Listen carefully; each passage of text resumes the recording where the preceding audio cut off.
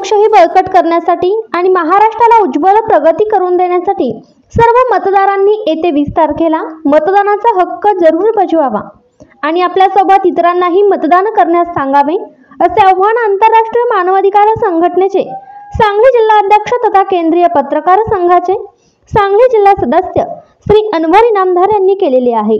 तसेच मतदारांनी मतदानाचा हक्क बजावून लोकशाहीला बळकटीकरण करण्यासाठी आपला सक्रिय सहभाग करावा, अशा प्रकारचे आवाहन केंद्रीय पत्रकार संघाचे राज्य प्रवक्ता चंद्रशेखर क्षीरसागर यांनी केलेले आहे। सांगली जिल्हा सदस्य सर्व मतदार बंधू भगिनींनी येत्या 20 तारखेला मतदान देऊन लोकशाहीला बळकट करायचे आहे आणि सर्वांनी मतदान करायचे आहे। धन्यवाद।